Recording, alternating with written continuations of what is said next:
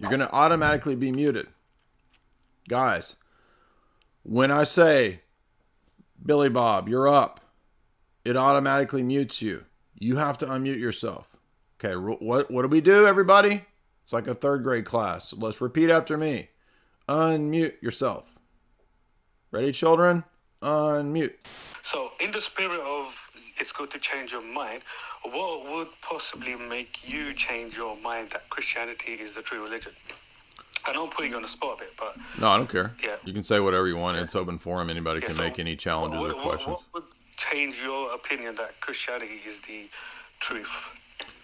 I think if there was another worldview that was better at giving an account for the fundamental aspects of reality, ethics, epistemology, metaphysics, or if there was some sort of, massive internal contradiction within Christianity that was demonstrable, that might make me question it or rethink it. But, I've not heard those things yet. Sure. I mean, my position is just to be open. I'm an agnostic atheist. So my own take is that sometimes people think agnostic and atheist are the answer to the same question, whereas we're agnostic because gnostic by definition is to do with knowledge. So we are agnostic. We don't know if there's a God or not. So theism and atheism, those are positions of whether you believe it's true. I don't know if you've heard this point. Sorry if I'm repeating myself if you've heard it before. So I understand the difference between the terms. Sorry, go on, sir. Oh, sorry, I thought you were going to say something. I said, yes, I understand the difference between the term atheist and agnostic, yeah. Yeah. So, I would say, for me, I am about 0.0001% convinced that there is a supernatural deity presently existing. So, see, what I find interesting is just from looking at religions and God, is that, so not every religion has a God. I think about 2/3 of religion have a God. About 1/3 of religions are atheistic, i.e. Jainism or Buddhism. But what I find interesting is that every religion has an afterlife. So for me, the question that should be asked is not whether a God exists. I think the question is of psychology. So I think what religion does, you may disagree with this opinion, I think the idea that you have an afterlife is the greatest marketing gimmick ever made. So this, and you can come back on this with your own thoughts, it's the idea that, oh, you're so special, you're so supercilious, you're so amazing. After you die, that's not the end. There's a continuation. There's a cinematic universe where you're involved, where films are made for 80 years or for infinity. So I think it appeals to our human ego, where we want to think, oh, I can't just die and become maggot buffet. I have to get this sort of VIP ticket to this eternal theme park of paradise, and it's going to be wonderful, and I'm going to see my grandparents in young age, and it's like a utopia. So I think that's very appealing. Like, so yeah, can I make a statement? So I just say one last sentence, then thank you for the time. So I think that's very appealing, because the idea that you just die and then you get eaten by worms, it's sort of minimizing yourself as you are. But yeah, so I'll come to the question now. So would you, if you was being, I don't see no reason why you shouldn't be honest. You seem like a sincere person. So would you say that appeal of, yes, Jay will have an afterlife if I believe, do you think that is some level of your reason for belief? So what you did, and I don't object to you asking those kinds of questions, but sure, what you said was really just a psychological report and an emotional appeal, neither of which constitute an argument or have anything to do with whether religion and the afterlife are true or not. Okay. Well, I have no reason to think it's true, because I've seen... Okay, but wait a minute. Whoa. But Grant, I understand. So I understand that you question theology, religion, the afterlife. That's fine. But the argumentation that you gave was a psychological report of where you think the desire for that to be the case comes from human desire and ego, and what we call an emotional appeal, that people believe this because they want to, and but none of that is an argument.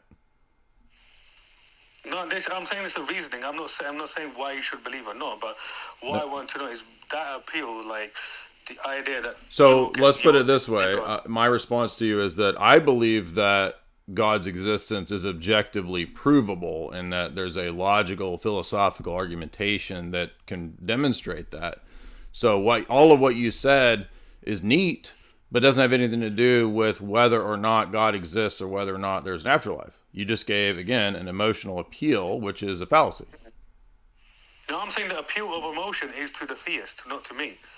Because it appeals to that person. That has nothing to do. It does nothing to. That's no, it doesn't. Do you understand what a fallacy is? It's an emotional appeal is a fallacy. I know it's a fallacy, but I think the fallacy is for the theist because it's not a fallacy for a theist because it's not an argument against the position. It's just you're reporting about how you think the belief arises, but that has nothing to do with whether it's true or false. Okay, but what I'm saying, I'll talk about, I've seen people die and they pretty much stay dead. So there's no reason to, I'm not seeing, you believe in Christianity. So what, we only believe the things that we've only... After 3 days, you believe that on faith. So no, I don't believe it purely on faith. So you only believe the things that are what, locally, visibly, phenomenally present to you at this moment? I know when it comes to objective claims such as God, then or an afterlife. It doesn't make sense if you look at it from a scientific point of view, because anyone who's gone into a neurology clinic can see that a brain that is slightly damaged, we lose all our primary senses, our memories are affected. So the idea that if you've got a body rotting in the ground for thousands of years, and then it's going to resurrect, and that person is going to come back in their original form with the same personality, there is no sort of rational basis for thinking that. Well, what you consider rational and what you consider possible is already based on your presuppositions and your worldview. And so if you're committed to a naturalistic worldview, then I need to know how you can make knowledge claims at all, given your naturalism. Okay, well, we make knowledge claims through, there's empirical claims, there's ways to test. Like, if someone is pregnant, you can do a pregnancy test, and it's pretty much yes or no. And then you can also do sort of like ultrasound or whatever, and you can see the embryo. So you're saying, as an empiricist, so you think that basically all human knowledge comes from sense data? We don't come to objective claims yet. How do you know the claim all knowledge comes through sense data is true from sense data? Because it's not circular reasoning. So, for example, if someone writes in a book that evolution is true, that would not mean evolution is true. You can, or for example, if someone says coronavirus is real, it won't be true because it's written in a book by an epidemiologist. It will be true because you can go and do. But I'm asking a different question. You don't understand the question I'm asking. It's no. You made a universal. It's written in the book. You made a universal claim. All knowledge is from sense data, and I'm saying that it's fundamentally contradictory, and I can show you that because you can't show that proposition to be true from sense data. There's no sense data that tells you that all knowledge comes from sense data, and that's your governing presupposition. But I would not regard faith as knowledge. Did you not hear? That has nothing to do with the claim. I just criticized your belief, your claim. How is that criticism not devastating to your epistemology? Well, I'm not here to talk about my epistemology because there's certain ways of me things. Yeah. So you're making knowledge claims that are the basis for why God doesn't exist, and I want to know how you have a justification for knowledge claims at all. And you just gave me a big contradiction. So I'm not getting how you have knowledge at all. I don't understand where you saw the contradiction. All knowledge comes from sense data, you said. That proposition itself, which is objective claims. Okay, yeah, all objective claims come from sense data. That proposition itself is not a truth that you can find in sense data. You think it's an objectively true statement, don't you? Yep. Is it found in sense? Is that true? Are you listening to me? People never listen. They just blow past. Is the proposition itself in sense data? Sorry? The proposition itself, all objective knowledge comes from. Can you not make an answer the argument question? to your audience. Can't understand it. It's a very simple argument. back to Do you know who point. David Hume is? It's a critique of David Hume. Okay, I'm not familiar with Okay. David Hume. You said all objective knowledge comes from sense data. Do you want me to ask you for the 5th time? All objective knowledge comes from sense data. Where in sense data is that proposition itself? Well, there's a way you can test things. So, for example, I had COVID, and then I did The test proposition myself. itself. I'm not asking about. You're not not answering the question. It's not verified by me testing it. So you can do it. You can test me for COVID. And How do you test that it's proposition? I'm not talking about I don't COVID. think What are you understand talking how about? science works, though. COVID. The proposition itself. I'm giving you an example. That's about not how this proposition. I don't think you understand. I do understand. You don't understand. The proposition itself, all knowledge that's objective comes from sense data. That proposition, do you understand? That's a sentence claim of proposition. You know what a proposition is? Yeah. That proposition, not COVID, that proposition. Where in sense data is that proposition? Stop interrupting me until you answer the question or I'm going to boot you. You're not going to answer the question. How many times must I ask people these questions? You're not unable to understand, so you're putting it on me. You're deflecting. I'm not deflecting because it's a battle of worldviews and who can give an account for epistemology. That's my argument. My argument for theism is the one that gives an account for epistemology. You made a really big claim. All knowledge that's objective comes from sense data. All you got to do is tell me where in sense data that proposition is known. And it can't be known because it's a universal claim. You don't have universal sense data. I can't explain it again if you're unable to understand. You can't explain anything. You're not answering anything. This is always what you people do. It's a very simple question. Is it just ignorance of philosophy? I'm not trying to be mean to you. It's just like, do you not understand the question that I'm asking you? Can you repeat? Tell you what, can you repeat to me? Can you repeat to me? We'll have to agree to disagree because you think I don't understand the question. And Well, can you clear that up for me and repeat? There's no point going around. If you're not going to answer the question, then I'm going to boot you because you're not. It's look. All you have to do is just repeat You're not understanding the answer, but you don't want to look stupid. You don't have an answer. So you're trying to put it on me. Okay. I'm not, bro. I'm not worried about looking stupid, dude. You made a claim. I'm just asking you to explain that claim given your system. Do you not understand that? I've done that. Let's move on. If you can't understand, that's beyond your comprehension. That's fine. I don't understand everything about everything.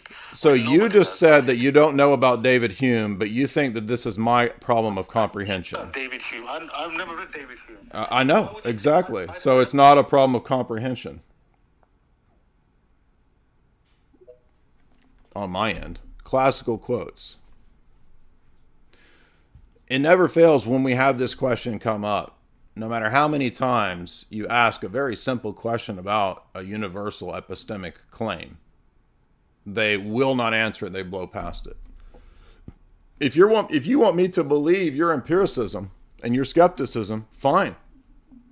You have a progenitor who is better and more eloquent at you in this position. His name's David Hume. You should go read him. So I know David Hume's argument, and you're just repeating it, and you don't even understand that you made a universal claim.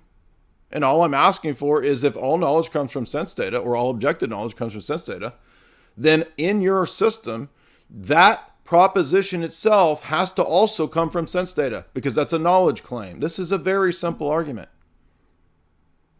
And to tell me I don't comprehend your answer, you didn't give an answer. And you didn't understand what I'm asking. I mean, do I have to write it on a whiteboard? Would that help people out, what we're saying here? I thought I had my whiteboard in here. Where is it at? Whiteboard Summer. Let me get the whiteboard.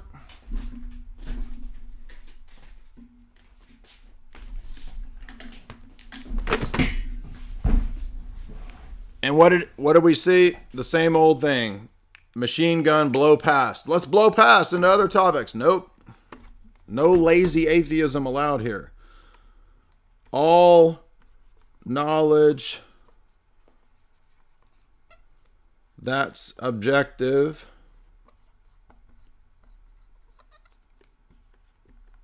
comes from sense data. Okay? Can we all see this? See that? This is a proposition that makes what's called a universal claim. See that word all there? That's a universal quantifier that is making a statement about all states of human knowledge. All human knowledge that is objective comes from sense data. Okay, that is a very strong claim when we stop and pause and think about the claim. Okay? So this is the question that I'm asking to this person. See the brackets there? The brackets are bracketing that proposition. I want to know where in sense data that proposition is. Because this claim here would include the claim itself, you see. In other words, if all objective knowledge comes from sense data, this is an objective knowledge claim. It must therefore also be somewhere in sense data. Of course, this universal claim is in no one's individual sense data. Therefore, it's a fundamental contradiction for basic bitch empiricism. It is an empiricist critique 101. So if you're going to come at me with worse than David Hume skepticism, I'm going to give you the David Hume better than you skeptical response. Because I can be a better skeptic than you. Because David Hume is a classic skeptic. Dude, what's up? Unmute. Hey, can you hear me? Yes, sir. First of all, thank you for getting my request. Just for context, I'm an Orthodox Christian, but there's a question that many atheistic or agnostic friends of mine always end up asking me when they question my beliefs or anything. Okay. And that is that any claim made, they say, I'm trying to put it on words, but they say that if all human knowledge, logic, and, empiricism and universal claims, it's all based on, it's like human creations, how can we trust these affirmations like that? Well, hold on. First of all, how could a universal... Hold on. How could a universal claim be based on human creation? That right there doesn't make any sense. Do you have universal experience?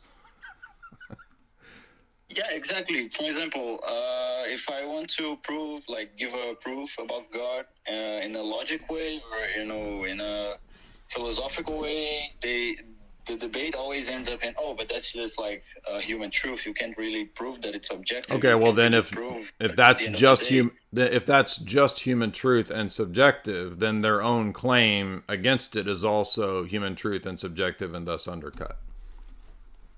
Yeah, that's usually how the debate ends up, so no one is convinced by the end of the argument. Well, but no, hold on, but that's your truth, Well, if they reduce their position to pure subjectivism, relativism, and skepticism, then they can't say anything. Then they don't have an argument against. They agree with that most of the time. They say, "Oh yeah." Okay, exactly, well then you've done your job as a really prove that. Then you've done your job as an apologist because their position now means that nothing is provable. Yeah, that's usually how the debate ends up. Okay, well if nothing is provable, then they can't prove Christianity false. Yeah, exactly. So then that's all you can do. Like wondered if there's not something more because they just shrug it off and we can't really prove anything. Well, if we can't prove anything, then you've done your job, and they don't have any argument against Christianity. So that's all you really can do. I mean, apologetics only goes so far, right? It doesn't. I mean, apart from, the individual being open to what's true and God working on their heart and all these other factors, logic and argumentation only go so far. Ultimately, it's not a question of knowledge, right? Man's fundamental issue is not knowledge, it's ethics. Hello? Yes, sir. What's up? Oh, I'm doing great. How are you? Good, man. What's on your mind? Okay, so I watched some of your YouTube videos, and from what I've gathered, correct me if I'm wrong, I don't think that you ascribe to foundationalism, but so if you have God as this sort of foundation which grounds all other beliefs ultimately, and you're aware of this God through divine revelation, and this awareness is sort of knowledge of God, And then from this, you're able to derive that through the nature of God, it can only be such that all things are kept in order. So say like the law of non-contradiction will exist through time, and someone who's maybe, I'm not an atheist, but for example, an Aristotelian atheist would run into the problem of, quasi-Aristotelian atheists run into the problem of they wouldn't be able to know if the law of non-contradiction is holding through time. Mm-hmm. That would be so? Well, so first point I would say is that having foundational beliefs doesn't equate to classical foundationalism. That's a specific, school of epistemology that we could trace to maybe the ancient world, Middle Ages, and particularly into Descartes and a lot of the Enlightenment thinkers. So classical foundationalism is a type of approach to epistemology, right? And but that doesn't mean that, well, therefore I don't have foundational beliefs. So that's just kind of like trading on different senses of the term there. But okay, so when it comes to Aristotle, I would say that there would be internal contradictions within a strict Aristotelian system that one could critique, such as the idea of an eternal dyad. That's Basil's critique of Aristotle. I'm sure there's others that you could pull out too. I mean, you could critique hylomorphism, and there's a lot of different areas that Aristotle could, I'm sure, be critiqued. So that's what I've gathered from your YouTube videos, is it kind of puts them in a tough position to where it's hard to make predicate universals. Yes, I would say I wrote a paper on that in grad school, that Aristotle has a difficulty with numbers because he doesn't seem to view number as anything other than a local property of an object. But, that's pretty problematic if we think about the fact that, obviously the number 7 can't be reduced to property, to a trait of a local object. Yes. And would you clarify something for me with coherentism? So you had just mentioned that it doesn't mean that there are not foundational beliefs, but it just means that the foundation is not self-justifying. So there wouldn't be this kind of just direct, to my understanding, this is a direct acquaintance with some foundational belief that is self-justifying, because to deny it would lead to contradiction, but rather you could say justify the law of non-contradiction by sort of referencing things which are derived thus from it. Well, I could say God is self-referencing and self-justifying. So in that sense, I could, God says, I am that I am. That's a self-referencing claim, because in our worldview, he's the highest authority. So it actually kind of makes sense that there would be self-referencing claims in our position. And really what we're saying about like a classical foundationalist perspective like Descartes is that, well, you know what? You're actually making self-referencing claims too, bro. You're pretending that you're not, but you're actually doing it. So it really doesn't matter. It's just two different ways to model a system. If you want to think about it as a pyramid with foundations at the bottom, I could say, okay, fine. Then it's God at the bottom of the pyramid. And then I have, categories of the possibility of perception, transcendental categories. And then I have my day-to-day empirical beliefs. So there's my pyramid, right?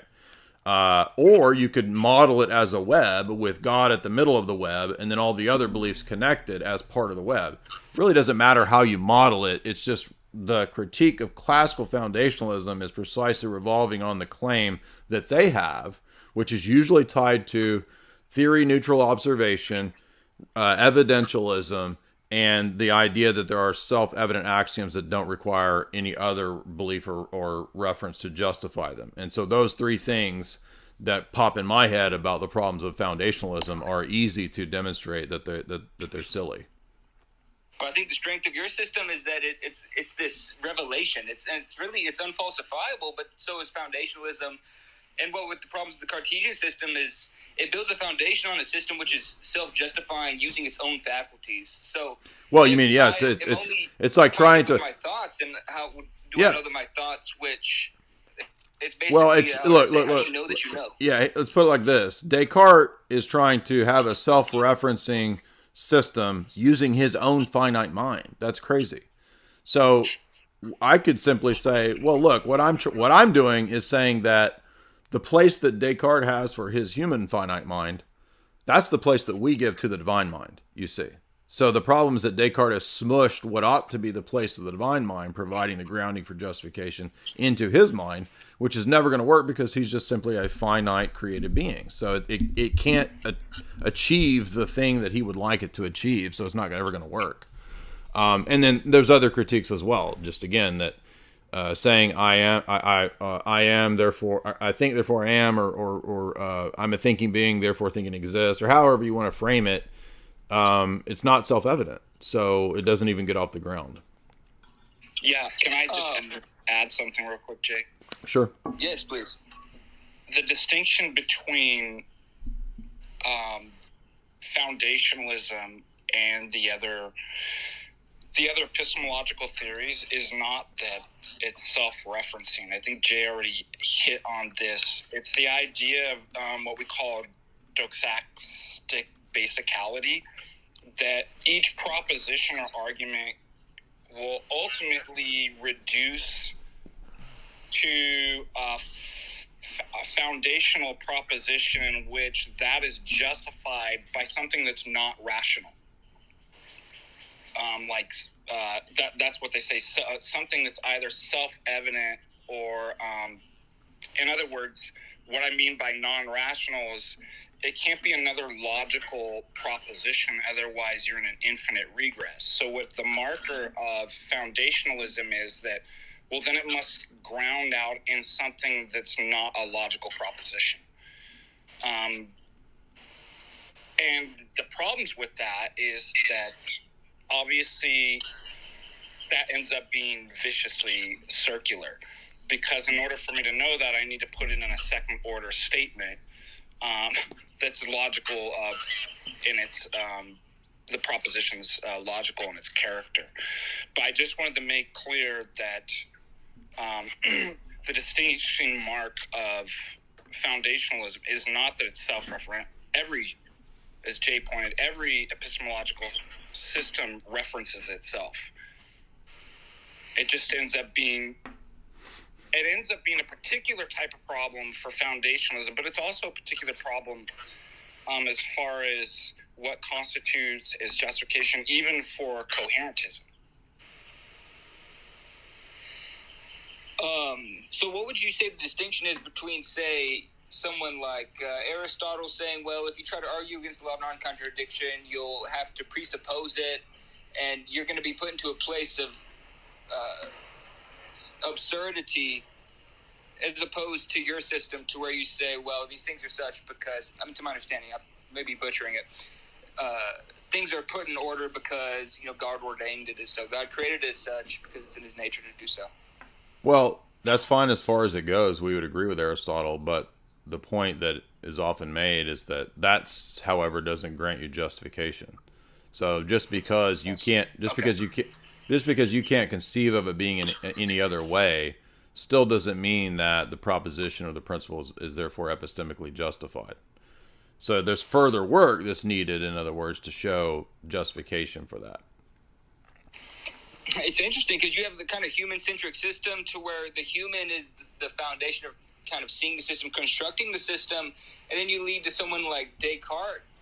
I would have to think about this more, but I had a thought in the past where you have this intention. Aristotle's dealing with the problems of his time, and thus he picks out in being the things which are relevant to that problem. And then Aristotle, seeking scientific certainty, picks out things in which are relevant to his problem. And I think an interesting point could be made for intentionality and how people's very desire, their will, kind of goes to construct the system itself.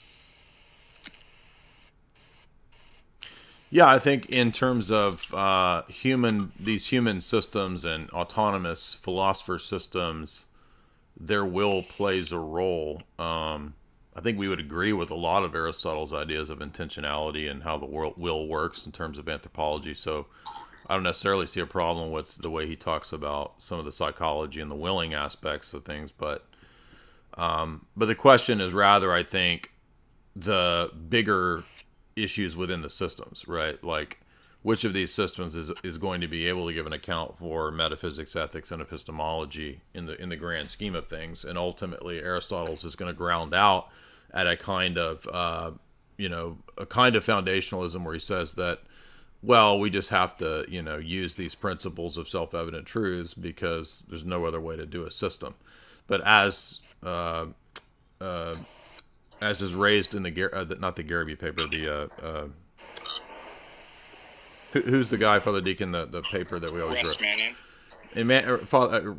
Russ Mannion's paper, he makes the point that, you can't, like, just because you can't conceive of it otherwise, or because you think that there's no other conceptual schema that could make sense of it, that doesn't, in the conceptual scheme, that doesn't mean that it's therefore justified. Because maybe we're in a matrix, maybe there's maybe we're schizophrenics and we just think that reality has to be this way. Right. So you need more for the status of justification to be met than just saying that it doesn't seem to be any other way.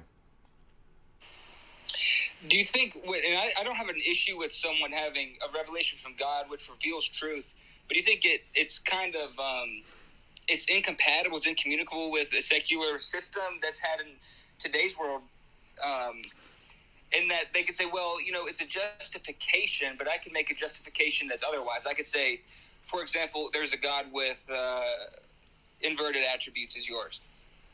Okay, well, we don't need any old justification. It has to be a good justification. Like, so it's like saying, well, I can give reasons for my system, and here they're all bad. Right? We want good reasons for belief, not any old reasons. So, in other words, a God with all the inverted attributes is not going to do the work of grounding or justification for the worldview. All right, I'll let you carry on. I have much to think of. Thank you. You've been very helpful. Have a nice rest of your day. Yes, sir. Hey, Jay, can I ask a quick question? Uh-huh. So the atheist guy that was on, that was giving basically psychological motivation argument, right, sort of like kind of Freudian. Tell me if this analogy would be apt. So, for example, we have a basic need for food, and restaurants advertise and cater to that. Does that mean that, therefore, simply because they fulfill or are catering to a fundamental desire within us, that they don't have food in their restaurant? Yeah, or that there's no other motivation for us than to eat than the promptings of advertisements or something. Yeah, it's like, and the desires and the psychological reporting have nothing to do with whether it's true or false. I think that's a great example. Yeah. Okay, thanks. Yeah.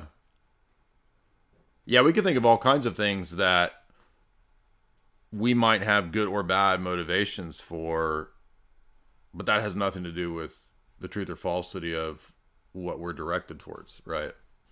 Let's see if we can think of something. We could say the Communist Party, right?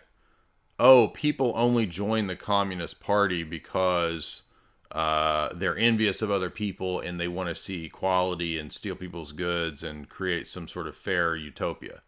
See, that's the only reason people become communists. Now, that might be a motivation or a reason for people becoming communists, but that has nothing to do with whether there's a communist party, right? I mean, those are two different questions. You see, the psychological reporting and motivations don't confirm or disprove the thing itself. It's like they're totally different things. It doesn't matter. And you would expect also, because I was just thinking about Aristotle's metaphysics, all men by nature, phusus, desire to know, and one indication is the delight they take in their senses. So there's like the desire to know. You can actually make an argument from nature that the object of intention and desire actually exists because of that. So it's not... That's a good point, yeah. It would make sense that, well, if we have these desires, and they're, God gives them to us. So, I mean, that would be a separate category of a different type of argument. But yeah, on the face of it, simply because I have a desire that's met by an answer doesn't have anything categorically to do with whether the thing exists or not. Exactly.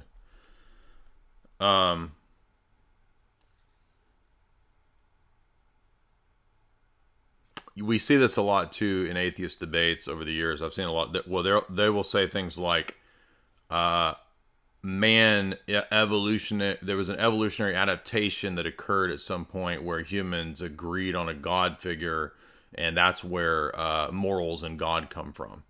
Well, an evolutionary story that describes what you think the origins are of it, that doesn't itself prove or disprove whether that is the case. Again, it's just variations on the same point. There's well, it's actually a fallacy. I remember it is a fallacy. Class, it's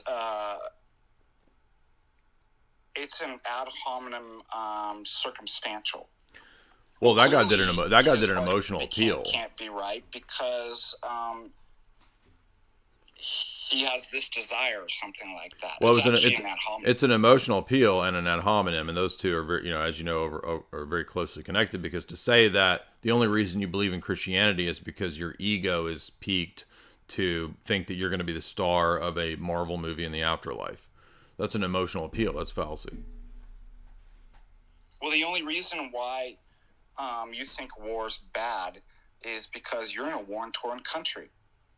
Well, it's like, well, whether war is bad and whether you have an argument doesn't depend on whatever your particular circumstances happen to be. Yeah, exactly.